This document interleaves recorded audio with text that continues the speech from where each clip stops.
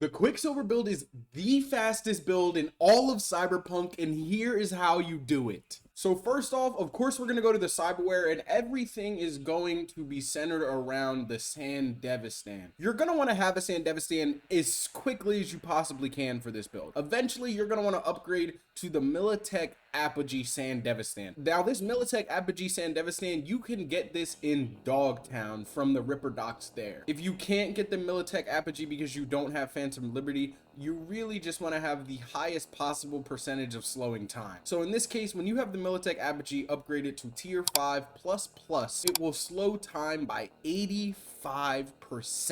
Now, when we get to the circulatory system, a lot of these things are going to be centered around lowering your stamina costs. Now, the reason you're going to want to do something like this is because this is actually a melee build. So melee is going to be the most important thing other than speed in this build. So lowering the amount of cost for stamina is going to be super important in this situation, almost mainly just because how many punches you're going to be throwing. The next thing that's going to be really important is the micro rotors, because these are going to up your attack speed by 25% when you upgrade them to tier 5++. And then of course we got threat evac, because this is going to make your movement speed go up by almost 30% when your health drops to 25%. So this is going to be extremely valuable in terms of just being fast. Now the legs, of course, we're going to go with the Leroy ligament system, and we're not going to be jump flying around. We're going to use this Leroy ligament system. This is probably the fastest I've ever moved. We're also going to have optical camo. The reason we're going with optical camo in this situation is because sometimes speedsters are so fast that they completely vanish from people's field of view.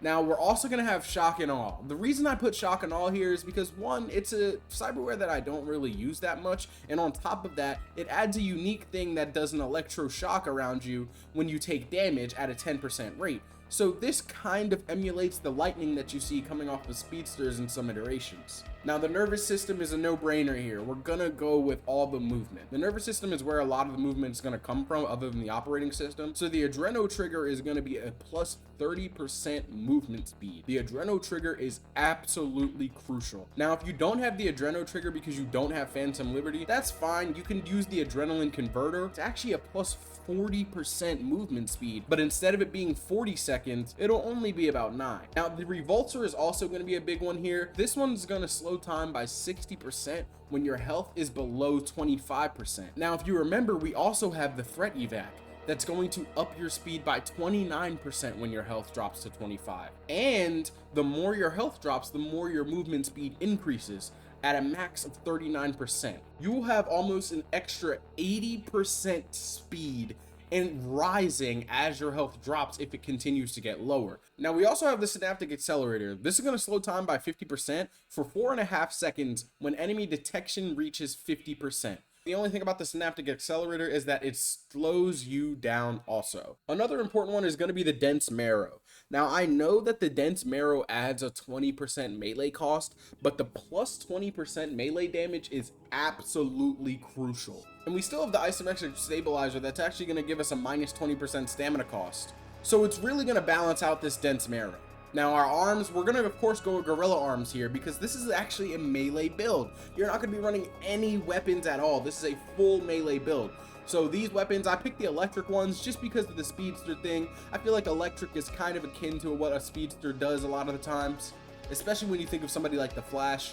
And for the frontal cortex, we have to go with the Kolesnikov boost system, which is insane. So you're definitely going to want to have this. It's a crucial for the speedster build. It's going to just make that Kolesnikov as fast as it possibly can be. And the other two frontal cortex slot we're going to give to Self Ice and to Mechatronic Core and Self Ice. The reason we're doing this is mostly just because we have to fill these slots in order to get the tech ability that we need. Now when it comes to the skills, we're going to actually max out the technical ability for a couple of reasons. So one of the main ones is what I was telling you is the reason that we had to fill every single Cyberware slot. That's because it's going to give us a 15% reduced cooldown on all Cyberware. This is going to be huge. It's going to allow you to use your Sandevistan a lot more. And another big perk that we're going to have is extended warranty. This is going to give you a plus 15% duration for all your Cyberware. Then you're also going to want to get ticking time bomb. This also goes with the whole speedster thing with electric. And then for the perks on the left side of the tech tree, you're really just going to want to do the ones that upgrade your health items, because you have to get yourself all the way to ticking time bomb anyways. And then reflexes we're also going to max out because it's going to make air dash do minus 40 stamina cost, which is absolutely huge. The reflex category overall is just huge for speed. And then when it comes to our main fighting style, that's going to come from our 20 body, because the only weapons you need to use for this build are the gorilla arms. That being said, you want to upgrade everything on this right side, because these are going to allow you to do, one, the superhero landing. They're going to allow you to charge people with your gorilla arms, because a gorilla arm is also considered a blunt weapon. So all of these things also apply. This is going to be huge for damage, huge for stunning people and getting back to them. The next extremely important part of this build is Adrenaline Rush. When you upgrade it to Juggernaut, you get plus 20% movement speed and plus 10 damage. That means that every time Adrenaline Rush is active, which if you have it upgraded all the way, it will be active a lot, you are going to be moving at another 20% speed. It's so fast that you really wouldn't ever need to use anything but your gorilla arms anyway, because you're so strong and you can just run through anybody however you need to. Now when it comes to the relic tree, we're just going to want to upgrade these gorilla arms as much as we can. And then another good one is going to be the vulnerability analytics.